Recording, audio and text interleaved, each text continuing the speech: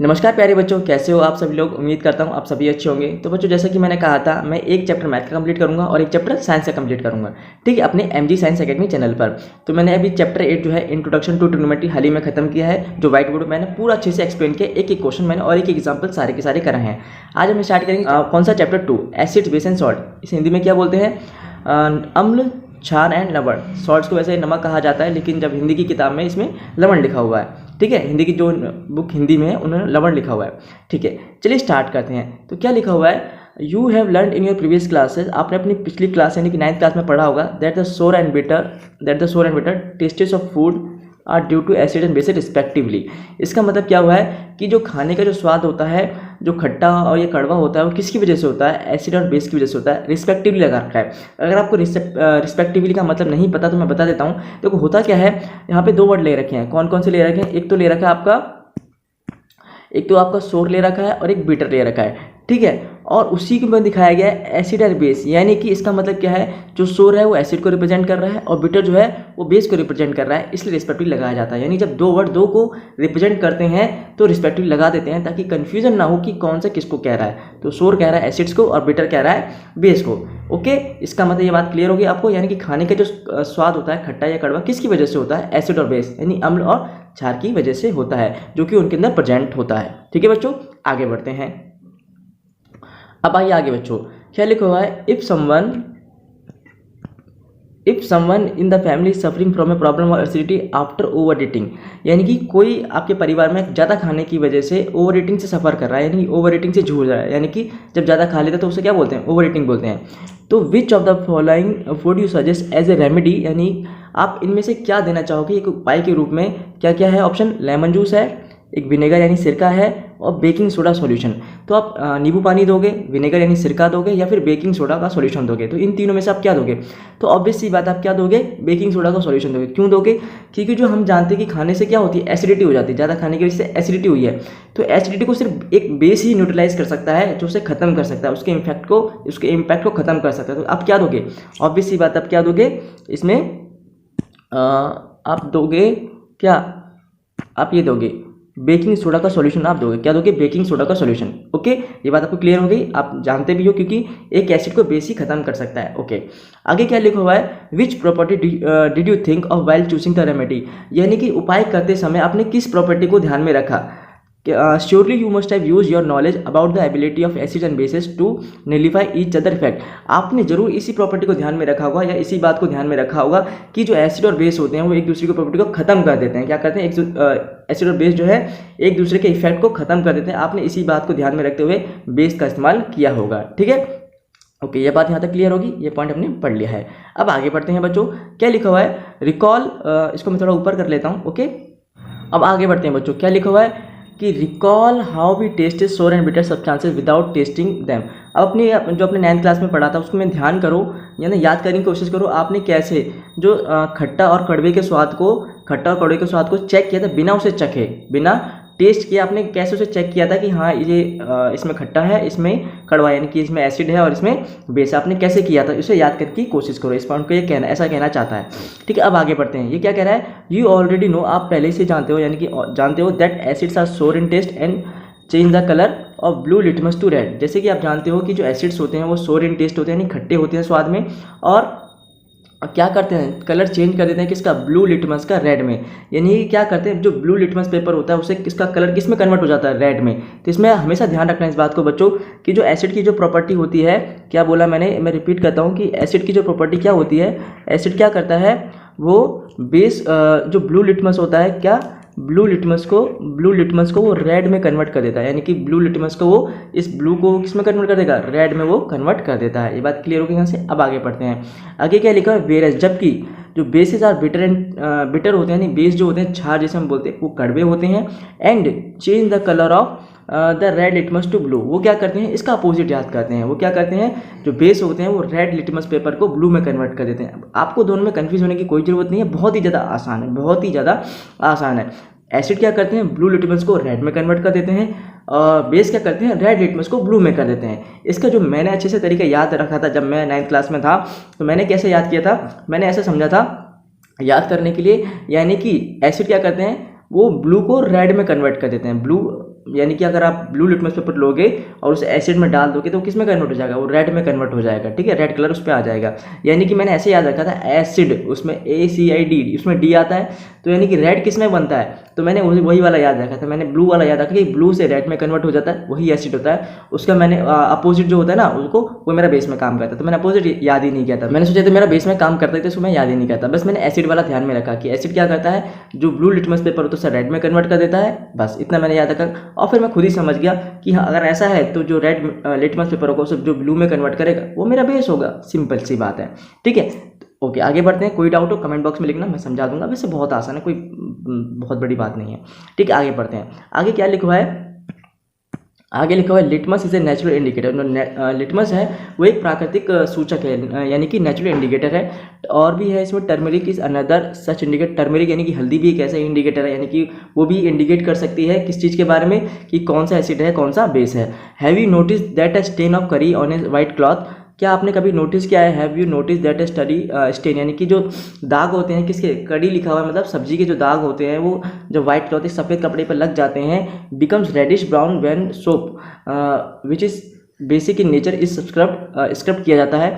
यानी कि इसमें क्या लिखा हुआ है, आपने कभी नोटिस किया है कि जो सफ़ेद कपड़ा होता है उस पर सब्जी के जब दाग लग जाते हैं और फिर उसको जब धोते हैं तो उसमें साबुन रगड़ा जाता है, सोप रगड़ा जाता है, तो उसका जो कलर होता है वो किस में हो जाता है, वो इसमें रेडिश ब्राउन में कन्वर्ट हो जाता है। किस में कन्वर्ट हो जाता है, रेडिश ब्राउन में कन्वर्ट हो जाता है। जब उस पर सोप यानी कि जो बेसिक नेचर का मटेरियल, बेसिक नेचर का सब्सटेंस उस पर रगड़ा जाता है तो कैसा हो जाता है, वो रेडिश ब्राउन हो जाता है। ओके बच्चों, उसके बाद आगे बढ़ते हैं। ऊपर मुझे स्क्रॉल ऊपर करना पड़ेगा, ठीक है, स्क्रॉल अप करना पड़ेगा। ओके, तो चलिए बच्चों आगे बढ़ते हैं। हमने कहाँ तक पढ़ लिया, हमने ये पढ़ लिया कि have you notice that a stain of curry on a white cloth becomes reddish brown when soap which is basic in nature is scrubbed on it. यानी कि जब भी जो व्हाइट कपड़ा होता है, सफ़ेद कपड़ा होता है, उस पर क्या होता है कि जब सब्जी के दाग लग जाते हैं और उस पर जब साबुन रगड़ा जाता है तो उसका कलर क्या हो जाता है, रेडिश ब्राउन हो जाता है, यानी कि हल्का सा लाल और भूरा जैसा हो जाता है। ठीक है, और जब उसे पानी में डाला जाता है उसके बाद क्या होगा, इट टर्न्स येलो अगेन, यानी कि वो दोबारा पीले में कन्वर्ट हो जाता है। दोबारा पीले में कन्वर्ट हो जाता है कब, when the cloth is washed with plenty of water, यानी कि जब उसमें जब कपड़े को बहुत ज़्यादा पानी के साथ धोया जाता है तो वो उसका रंग दोबारा से कैसा हो जाता है, पीला पड़ जाता है, यानी कि पीला रंग उसमें दोबारा वापस आ जाता है।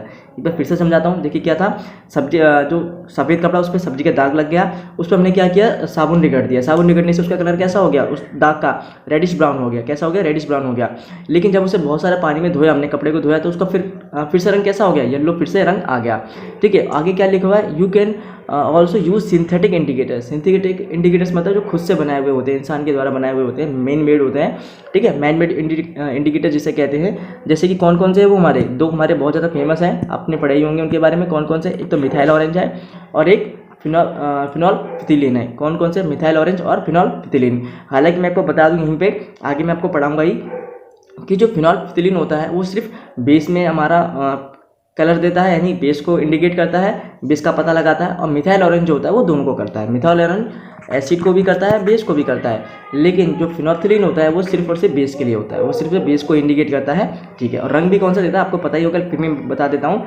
फिनोल्फथिलीन जो होता है वो बेस में क्या करता है, बेसिक सॉल्यूशन में पिंक कलर देता है। और मिथाइल ऑरेंज कौन सा देता है, मिथाइल ऑरेंज एसिड में तो रेड कलर देता है और बेस में वो येलो कलर देता है। इसको ध्यान रखना, मिथाइल ऑरेंज एसिड में रेड कलर देता है और बेस में येलो देता है।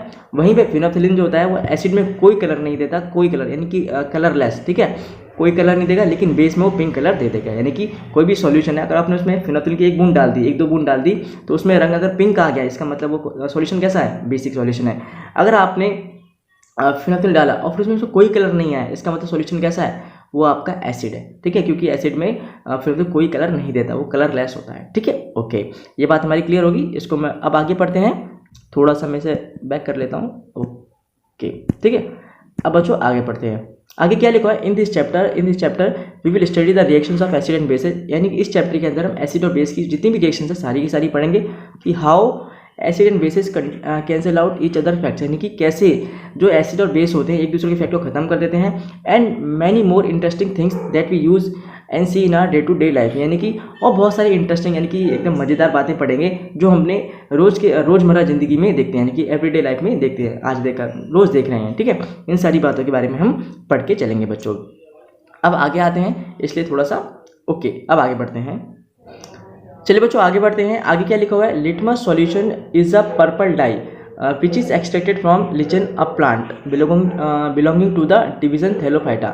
यानी कि लिटमस सॉल्यूशन जो होता है वो एक पर्पल कलर का होता है, पर्पल कलर का डाई होता है जिसको एक्सट्रैक्ट यानी इसको प्राप्त किया जाता है, निकाला जाता है। कहाँ से प्राप्त किया जाता है, इसे लिचन एक प्लांट होता है, लिचन एक पौधा होता है जो किससे बिलोंग करता है, वो थैलोफाइटा के ग्रुप से बिलोंग करता है। जैसे कि होता है ना कुछ प्लांट्स होते हैं उनको एक ग्रुप में डाल देते हैं, तो उसी तरह ये जो लिचन प्लांट होता है वो किस ग्रुप का प्लांट होता है, एक्चुअली थैलोफाइटा। यानी थैलोफाइटा एक ग्रुप एक हेड है, उसी के ग्रुप के अंदर कौन सा आता है, लिचन प्लांट आता है। यानी कि लिचन प्लांट क्या है, किस ग्रुप का है, थैलोफाइटा ग्रुप का है। इससे ना एमसीक्यू क्वेश्चन बहुत बनते हैं, पूछा जा सकता है कि जो लिचन प्लांट है किस ग्रुप में आता है, तो थैलोफाइटा ग्रुप के अंदर आता है। कहाँ से निकाला जाता है, वो किस कलर का होता है, पर्पल डाई कलर का होता है। निकाला कहाँ से जाता है, लिचन प्लांट से निकाला जाता है, ठीक है।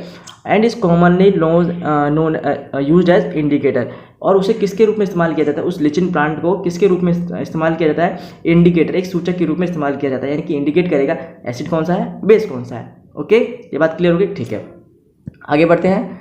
आगे क्या लिखा हुआ है कि when the litmus solution is nether acidic nor basic its colour is purple. यानी कि जब लिटमस सॉल्यूशन जो होता है, लिटमस सॉल्यूशन जो होता है, अभी तो प्लांट से सॉल्यूशन बना लिया, ठीक है। सॉल्यूशन जब कोई भी ना तो एसिड है ना बेस है, तो कैसा होता है, पर्पल कलर का होता है। जब litmus solution is nether acidic nor basic, वो कैसा होता है, पर्पली कलर का होता है। यानी कि जब तक उसमें एसिड और बेस ना डाला जाए या उसे एसिड और बेस में ना डाला जाए तो उसका कलर कैसा रहता है, पर्पली रहता है। ओके, आगे बढ़ते हैं। There are many natural materials like red cabbage leaves, turmeric coloured petals of some flowers such as. यानी कि बहुत सारे हमारे नेचुरल मटेरियल्स हैं, यही नहीं है लिचन प्लांट ही नहीं, और भी हमारे बहुत सारे नेचुरल मटेरियल्स हैं। जैसे कि हमारा पत्ता गोभी हो गया, उसमें लाल पत्ता गोभी वाला, टर्मेरिक यानी हल्दी हो गया, कलर्ड पेटल्स यानी कि जो फूलों के कलर पत्तियाँ यानी कि रंग की पत्तियाँ कौन कौन से हो सकती हैं, जैसे कि वो हाइड्रेंजिया हो गई, मैं दूसरा कलर लेता हूँ, जैसे हाइड्रेंजिया हो गई, पेटूनिया हो गई, जिरेनियम हो गई, which indicate the presence of acid और बेस इन ए सॉल्यूशन। जो क्या करती हैं, एक सॉल्यूशन के अंदर एसिड और बेस को पता लगाते हैं कि हाँ ये एसिड है ये बेस है, उसे इंडिकेट करती हैं। क्या करती हैं, इंडिकेट करती हैं। ओके बच्चों, आगे these are called acid and base indicators और समटाइम्स सिंपली इंडिकेटर्स। इन सभी को, जितने हमारे रेड कैबेज लीव्स हैं, टर्मरिक है, और ये हमारे जो फ्लावर पेटल्स हैं, ये सब क्या है, बेसिकली एसिड बेस इंडिकेटर्स हैं। क्या करते हैं, एसिड और बेस को इंडिकेट करते हैं, और कभी कभी नहीं सिंपली में सिर्फ इंडिकेटर भी कह देते हैं। कभी कभी ये भी बोल देते हैं कि एसिड बेस इंडिकेटर्स हैं, और कभी कभी सिर्फ शॉर्टकट में इतना बोल देते हैं कि ये बस हमारे इंडिकेटर्स हैं। कोई दिक्कत नहीं है, यहाँ तक आपको उम्मीद करता हूँ समझ में आया होगा। अब आगे बढ़ते हैं बच्चों। अब बच्चों आते हैं अपने क्वेश्चन नंबर 1 पर आते हैं। इसमें क्या कर रखा है, चैप्टर जितना हमने पढ़ लिया उसके बाद एक क्वेश्चन दे रखा है। कौन सा है, क्वेश्चन नंबर 1 है। क्या पूछा हुआ है, you have been provided with 3 test tube. आपको 3 टेस्ट ट्यूब दी गई है। टेस्ट ट्यूब आप समझते हो, हिंदी में पर्सनली कहते हैं, कांच की होती है, ठीक है। One of them contains distil water. एक में क्या है, डिस्टिल वाटर यानी कि जो आंसू जल जैसे बोलते हैं, जिसमें कोई भी आयंस नहीं होते। आपने लैब में देखा होगा, जो ना तो नलके का पानी डिस्टिल, आपने देखा ही होगा डिस्टिल वाटर कैसा होता है, अपने लेबोरेटरी में देखा होगा। अगर नहीं देखा तो मैं बता देता हूँ। देखो वाटर जैसा ही होता है, लेकिन उसमें डिस्टिल होता है। डिस्टिल का मतलब क्या होता है, उसमें कोई भी आयंस नहीं होते। एक मशीन होती है जिसके द्वारा जो नलके का पानी होता है, जो टोंटी का पानी होता है, उसे डिस्टिल वाटर में कन्वर्ट किया जाता है और उसे प्रैक्टिकल के लिए इस्तेमाल किया जाता है। टोंटी का पानी हम इस्तेमाल नहीं कर सकते, क्यों, उसमें बहुत ज़्यादा आयंस होते हैं, ठीक है। तो वो हमारे प्रैक्टिकल को खराब कर सकते हैं, हमारी रीडिंग जो है सही नहीं दिखाएंगे, उसमें एरर दिखा सकते हैं। इसलिए हमें डिस्टिल वाटर में कन्वर्ट करना पड़ता है, किसको, टैप वाटर को, यानी कि टोंटी के पानी को। आगे क्या लिखा हुआ है, यानी कि आपको 3 टेस्ट दे रखे हैं, जिसके अंदर एक में डिस्टिल वाटर है, और आगे क्या लिखा हुआ है, and other 2 contain an acidic and A basic solution respectively. और एक में क्या है, एसिडिक और एक में बेसिक सॉल्यूशन है, ठीक है। एक में डिस्टिल वाटर है और एक में एसिड है और एक में बेस है, लेकिन आपको पता नहीं है कि लाइन कौन सा यानी कि लाइन वाइज। ऐसा नहीं है कि लाइन वाइज आपको बता दिया जाए कि ये डिस्टिल वाटर है, ये एसिड है, ये बेसिक है, ऐसा नहीं है। पर ये कहना चाहता है कि 3 में से एक डिस्टिल वाटर है और बाकी 2 है, उनमें एक एसिडिक है और एक बेसिक सॉल्यूशन की टेस्ट ट्यूब दे रखी है, ठीक है। यानी उसमें सॉल्यूशन डाल रखा है टेस्ट ट्यूब का। आगे लिखा हुआ है, if you are given only red litmus paper. आपको सिर्फ और सिर्फ रेड लिटमस पेपर, आपको सिर्फ और सिर्फ क्या दिया जा रहा है, रेड लिटमस पेपर दिया जा रहा है, रेड लिटमस पेपर दिया जा रहा है। How will you identify the contents of each test tube. यानी कि अगर आपको सिर्फ और सिर्फ रेड लिटमस पेपर दिया जाता है तो आप कैसे इन तीनों टेस्ट ट्यूब को आइडेंटिफाई कर लोगे कि हाँ एक में डिस्टिल वाटर है, एक में एसिडिक सॉल्यूशन है और एक में बेसिक सॉल्यूशन है। आप कैसे आइडेंटिफाई कर सकोगे, इसको मैं आपको समझाता हूँ, 1 मिनट रुकिए। तो बच्चों मैंने यहाँ पे आपके लिए जगह बना ली है, अब मैं आपको यहाँ पे समझाता हूँ। देखिए हमारे पास क्वेश्चन ने बोला हुआ 3 टेस्ट ट्यूब है। कितनी टेस्ट ट्यूब है, 3। यहाँ पे मैं बना लेता हूँ, 3 टेस्ट ट्यूब बना लेता हूँ, ठीक है। कितनी टेस्ट ट्यूब, 3 टेस्ट ट्यूब बना लिए। मैं इसको मार्किंग भी कर देता हूँ नंबर आपके लिए, ठीक है, मान लो ये पहली है, ये दूसरी है और ये तीसरी वाली है, कोई दिक्कत बिल्कुल भी नहीं। ओके, ये हमारी सेकंड टेस्ट ट्यूब है और ये तीसरी, तीन हो गई। अब आगे बढ़ते हैं। अब क्वेश्चन ने क्या बोला हुआ है, क्वेश्चन ने बोला कि आपको मैं दे रहा हूँ रेड लिटमस पेपर, मैं दे रहा हूँ, क्वेश्चन ने ऐसा बोला कि वो हमें रेड लिटमस पेपर दे रहा है। ठीक है, दे रहे हैं तो कोई बात नहीं। अब जैसे हमें यहाँ पे नंबर तो दे रखे हैं, पर हमें ऐसा तो बताया नहीं कि पहली में डिस्टिल वाटर है, दूसरी में एसिडिक है, तीसरी में बेसिक है, ऐसा तो हमें मार्किंग तो दे नहीं रखी। ये तो हमें रैंडमली दे रखी है, ये तो हमें खुद बताना पड़ेगा किसके अंदर क्या सोल्यूशन है। तो कैसे बताएंगे हमें, तो हम क्या करेंगे, हम थोड़ा दिमाग इस्तेमाल करेंगे। हम क्या करेंगे, जो हमारा रेड लिटमस पेपर है उसे तीनों में डाल के देखेंगे। और हम एक बात जानते हैं, जिसके अंदर हमारा बेसिक सॉल्यूशन होगा वो क्या करेगा, हमारे लाल लिटमस पेपर को, रेड लिटमस पेपर को ब्लू में कन्वर्ट कर देगा। जैसे कि हम जानते हैं कि जो हमारा बेस होता है वो क्या करता है, रेड लिटमस को ब्लू में कन्वर्ट कर देता है, रेड लिटमस को ब्लू में कन्वर्ट कर देता है। कौन, बेस हमारा, ऐसा काम करता है। ठीक है, तो हम क्या करेंगे, तीनों को बारी बारी से डाल के देखेंगे। तो मान लो पहली में डाला, पहली में कोई सोल्यूशन हमारा नहीं मिला, हमें कोई नहीं मिला। फिर हम दूसरी में डाला, तो दूसरे में हमें क्या हो गया, हमारा जो रेड लिटमस पेपर था ब्लू में कन्वर्ट हो गया। किस में कन्वर्ट हो गया, ब्लू में कन्वर्ट हो गया।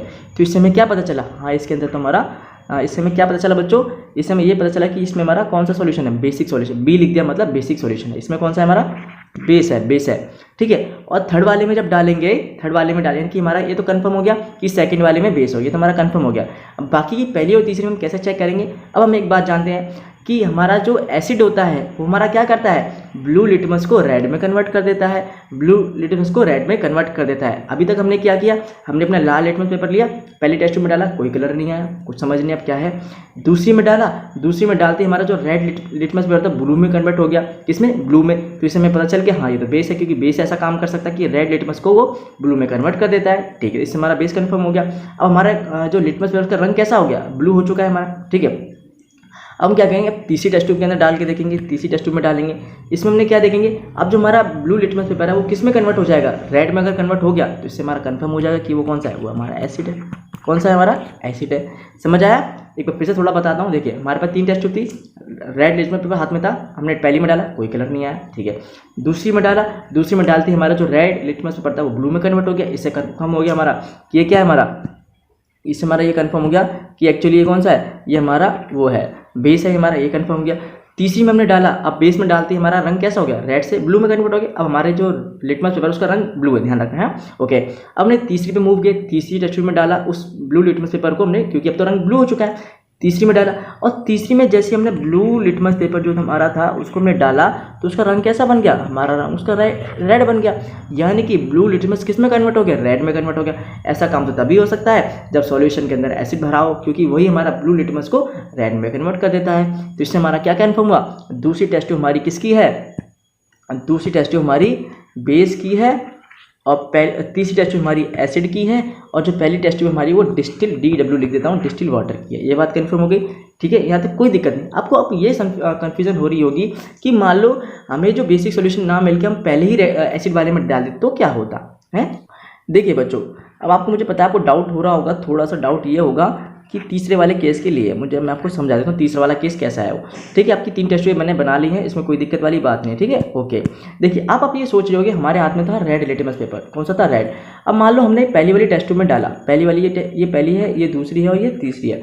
पहली वाली में डाला, सपोज पहली वाली के अंदर ही एसिड भरा हुआ है, सपोज करो पहली वाली में एसिड भरा हुआ है और मैं डाला, तो इसमें क्या कोई कलर आएगा, नहीं आएगा। क्यों, हम जानते हैं एसिड सॉल्यूशन तो क्या करता है, वो तो रेड में कन्वर्ट करता है। अब जो पहले से ही रेड है उसे किस में कन्वर्ट करेगा, उसे तो किसी में कन्वर्ट नहीं करेगा।